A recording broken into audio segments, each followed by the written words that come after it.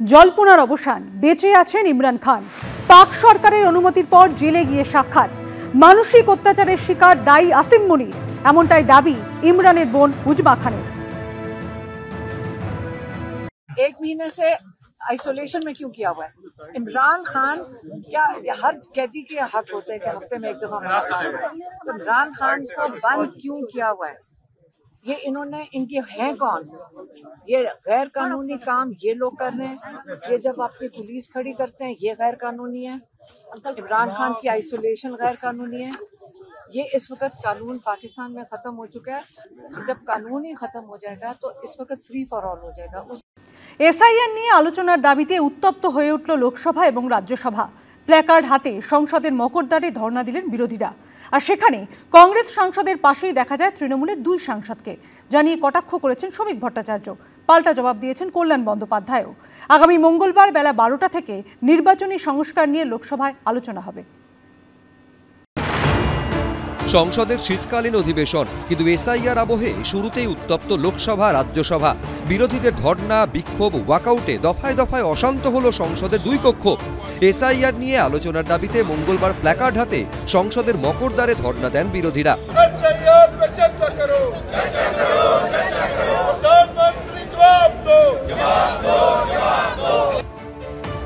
ধর্নায় উপস্থিত ছিলেন রাহুল গান্ধী, সোনিয়া গান্ধী, রাজ্যসভার বিরোধী দলনেতা মল্লিকার্জুন খাড়গে, প্রিয়ঙ্কা গান্ধীরা। आप लिस्ट बदल रहे हो, सारी वोटर लिस्ट बदल रहे हो, तमाम लाखों लोगों को काट रहे हो लिस्टों पे से, वोट चोरी हो रही है, तमाम इश्यूज हैं, तो क्या हम चुप रहें? हम किसी भी बात पे न बोलें? कैसे हो सकता है? তৃণমূলের তরফে ধর্নায় ছিলেন সাংসদ মমতা ঠাকুর, বাপি হালদার।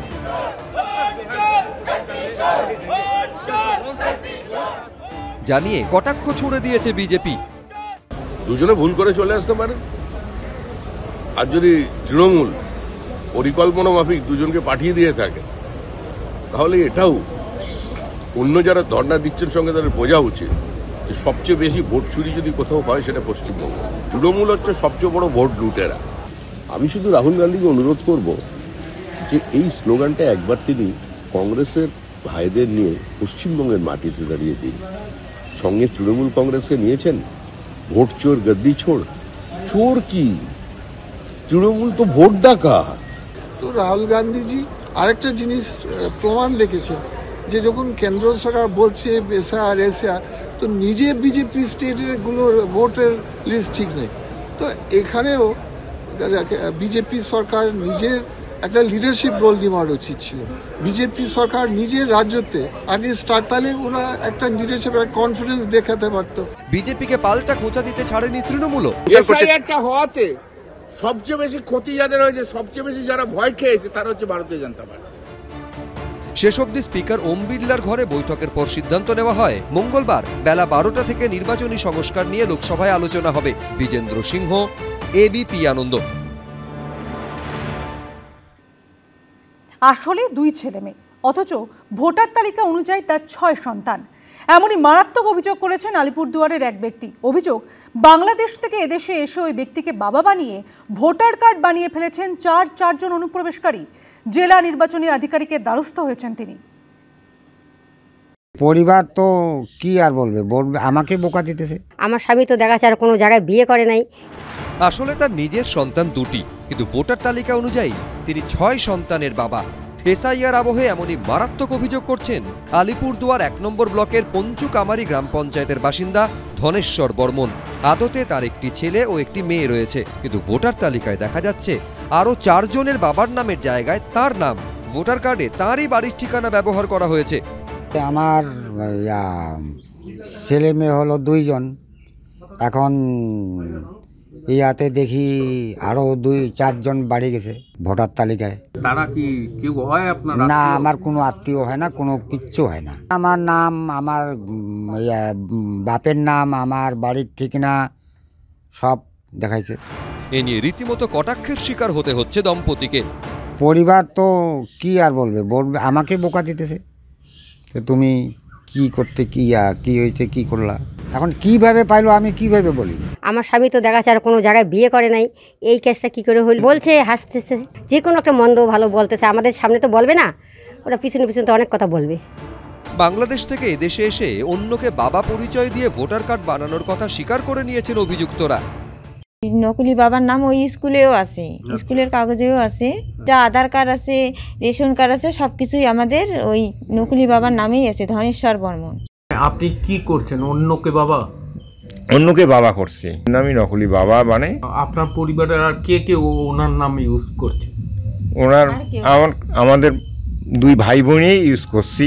বাংলাদেশ থেকে কবে এসেছেন? 1998 সনে আসছি। অন্যদিকে নদিয়ার রানাঘাট উত্তর পশ্চিম বিধানসভার 60 নম্বর বুথে অস্তিত্বহীন ছেলের নামে বাড়িতে এসে পৌঁছেছে এসআইআর ফর্ম। এই বুথের বাসিন্দা সুভাষ চন্দ্র রায়। বাড়িতে মোট সদস্য সংখ্যা 5 জন। 2 ছেলের মধ্যে এক ছেলে আবার বিজেপির BLA 2। তৃতীয় সন্তান হিসেবে শান্তনু রায়ের নামে এসেছে এনিউমারেশন ফর্ম। একটা এক্সট্রা আসছে আমার সন্তান হিসেবে। আমরা তো চিনিই না, আমার 2টো ছেলে, সবাই চেনে এলাকার যে ওনার 2টো ছেলে।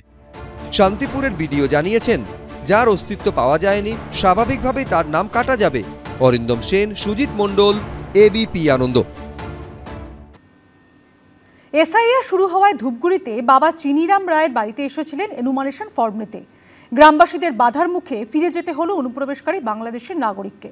আর অন্যদিকে বাংলাদেশ থেকে এসে প্রতিবেশীকে বাবা বানানোই নয়, নতুন নাম নিতে ভোটার কার্ড বানিয়ে ফেলেছেন অনুপ্রবেশকারী সাদ্দাম হোসেন। এনুমারেশন ফর্ম তুলতে গিয়ে স্থানীয়দের হাতে ধরা পড়ে গেলেন বাংলাদেশি নাগরিক। এমনই ঘটনা ঘটল জলপাইগুড়ির ধূপগুড়িতে। ইনি কি আপনার বাবা সত্যিকারের বাবা?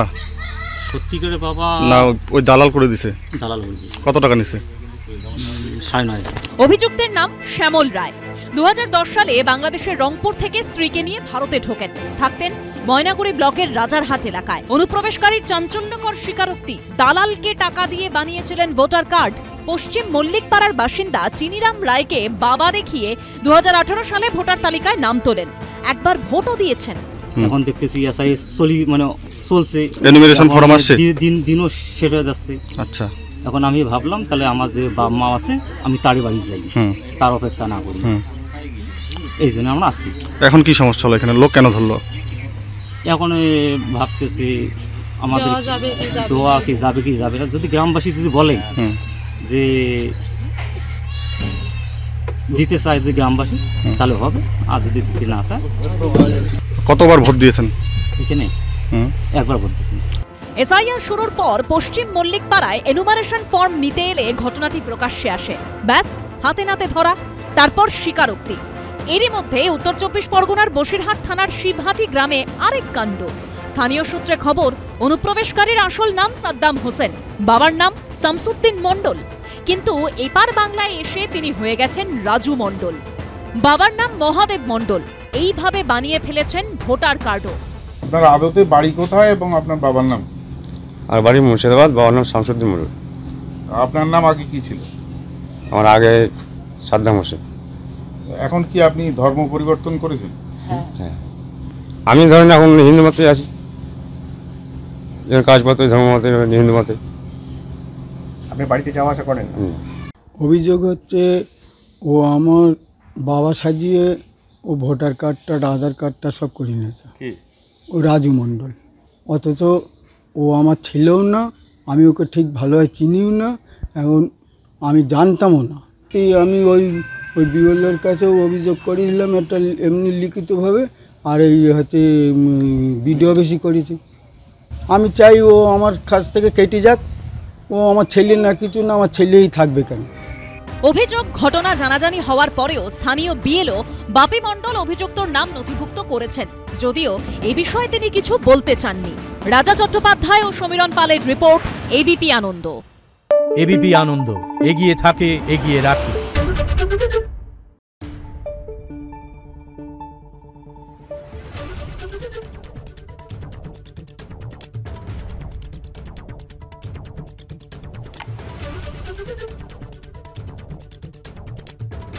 Thank you.